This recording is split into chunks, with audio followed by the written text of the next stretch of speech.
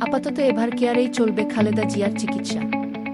BNP chairperson ও সাবেক প্রধানমন্ত্রী বেগম খালেদা জিয়ার চিকিৎসা আপাতত রাজধানীর এভার কেয়ার হাসপাতালেই চলবে। তাকে বিদেশে নেওয়া হবে কি না সেটি তার শারীরিক সুস্থতা ও মেডিকেল বোর্ডের সিদ্ধান্তের উপর নির্ভর করবে। শনিবার রাতে এভার কেয়ার হাসপাতালের সামনে সাংবাদিকদের ব্রিফিংকালে এ তথ্য জানান খালেদা জিয়ার ব্যক্তিগত চিকিৎসক ও বিএনপির স্থায়ী কমিটির সদস্য ডাক্তার এজেড জাহিদ হোসেন। সপ্তাহখানেক ধরে এই হাসপাতালেই চিকিৎসা চলছে ৮০ বছর বয়সী বিএনপি প্রধানের।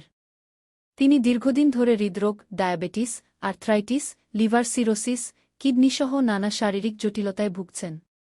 চিকিৎসকরা জানিয়েছেন তার হৃদ্যন্ত্র ও ফুসফুসের সংক্রমণ দেখা দিয়েছে। গত দুদিন ধরে তার অবস্থা সংকটাপন্ন বলে জানিয়ে আসছেন দলটির নেতারা। ডাক্তার জাহিদ হোসেন বলেন, প্রয়োজনীয় বিভিন্ন পরীক্ষা-নিরীক্ষার চিকিৎসকরা সিদ্ধান্ত নেন যে খালেদা জিয়ার আরও নিবিড় তত্ত্বাবধানে চিকিৎসা দরকার।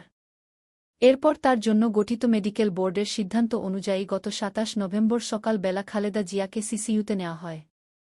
হাসপাতালে বিএনপি চেয়ারপারসনের চিকিৎসার সার্বিক কার্যক্রম তদারকি করছেন তার ছেলে দলের ভারপ্রাপ্ত চেয়ারম্যান জনাব তারেক রহমান।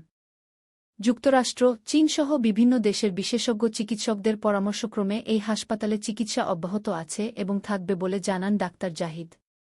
এ সময় হাসপাতাল এলাকায় ভিড় না করতে অনুরোধ জানিয়ে তিনি বলেন, এখানে বিএনপি চেয়ারপারসনের পাশাপাশি আরও অনেক রোগী ভর্তি আছেন।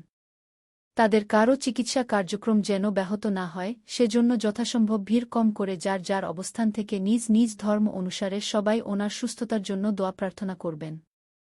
সাংবাদিকদের এক প্রশ্নের জবাবে খালেদা জিয়ার এই ব্যক্তিগত চিকিৎসক বলেন, বিদেশে নেওয়ার বিষয়টি খালেদা জিয়ার শারীরিক সুস্থতা ও মেডিকেল বোর্ডের সিদ্ধান্তের উপর নির্ভর করছে। মেডিকেল বোর্ড এমন কোনো সিদ্ধান্ত নিলে আপনাদের মাধ্যমে দেশবাসীকে জানিয়ে দেওয়া হবে। সব খবর দ্রুত পেতে বিডিহট নিউজ চ্যানেলটি সাবস্ক্রাইব করে খবরে আপডেট থাকুন। ধন্যবাদ।